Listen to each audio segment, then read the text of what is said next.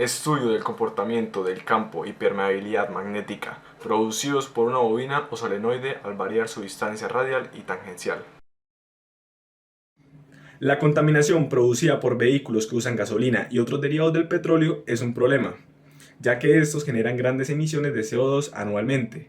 Para cumplir con el objetivo de las Naciones Unidas en cuanto a desarrollo sostenible, se propone implementar vehículos con motores eléctricos, que funcionan con la interacción de un rotor y un estator alimentados por energía eléctrica. El estator genera un campo magnético haciendo girar lo que sería el rotor, y ese movimiento siendo transmitido a las ruedas como si fuera un motor convencional, pero en este caso utilizando energía eléctrica, así dejando de usar lo que serían reacciones químicas. Al conectar el solenoide a voltaje y corriente, veremos que la intensidad del campo magnético irá aumentando consecuentemente cada vez que nos acerquemos más y más a la mitad de lo que sería el solenoide. La electrodinámica tiene como principio básico que cualquier carga o corriente generará un campo magnético en el área circundante a esta. Este campo magnético puede ejercer fuerza sobre otras cargas o corrientes en movimiento. En nuestro proyecto analizaremos el comportamiento del campo magnético producido por un solenoide. Como objetivo general analizaremos el campo magnético y la permeabilidad magnética del solenoide. Analizaremos este comportamiento antes y después de conectarse a un voltaje y a una corriente establecida.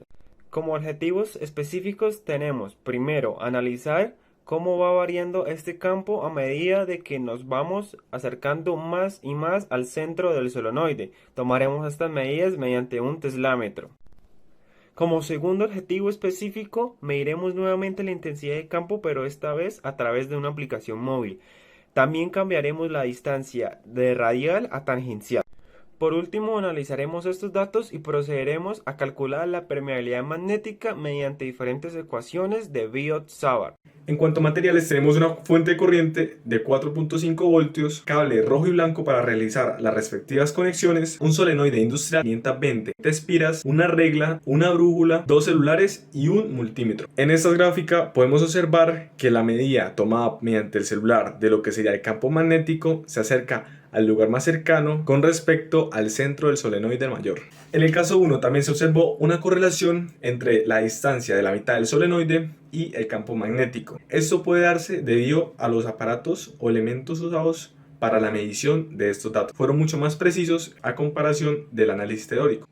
En la fase 1 se realiza un breve reconocimiento de los materiales o instrumentos que vamos a utilizar para la medición y la toma de datos, verificando por completo que se permita la recolección de estos mismos, para obtener datos de campo magnético, corriente e intensidad de campo. Para ello, observamos de que la fuente esté encendida, que el voltaje sea de 4.5 voltios y que el dato de corriente se registre gracias al multímetro.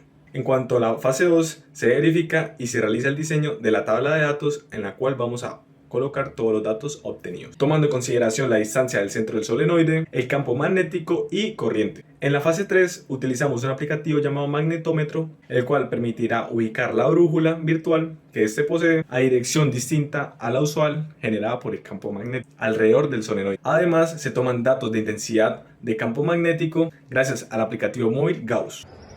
A través de este proyecto final de Física 2, pudimos comprobar empíricamente y teóricamente el dato de la constante de permeabilidad magnética.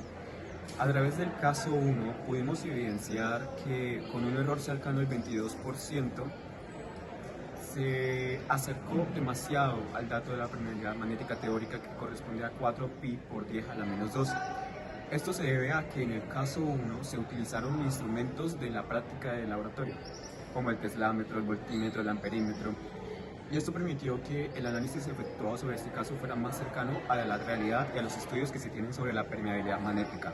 Para el caso número 2 se tuvo un alto porcentaje de error, primeramente por el grado de incertidumbre que tienen los dispositivos celulares. El magnetómetro, que es el encargado de medir el campo magnético cercano a un celular a través de coordenadas esféricas, posiblemente falló a la hora de tomar datos, y los datos correspondientes no se acercan ni por cerca ni muy lejanamente a lo que es la permeabilidad magnética.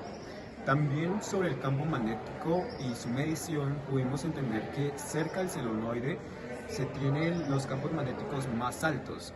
En las gráficas que tuvimos tanto del caso 1 como del caso 2, se puede decir que entre más cerca estuviera al centro del solenoide, mayor era el dato del campo magnético. Y por último, se tiene también que el caso 2 posiblemente también tuvo grandes porcentajes de error debido a la forma en la que se tomaron los datos. Estos fueron tangencial al centro del solenoide y al solenoide, y además de eso, pues la forma en la que se tomaron los datos del teslámetro fueron totalmente distintas, por lo que en conclusión, tanto el caso 1 como el caso 2 no permiten dar un mismo acercamiento a la teoría e hipótesis que se planteó en el proyecto final.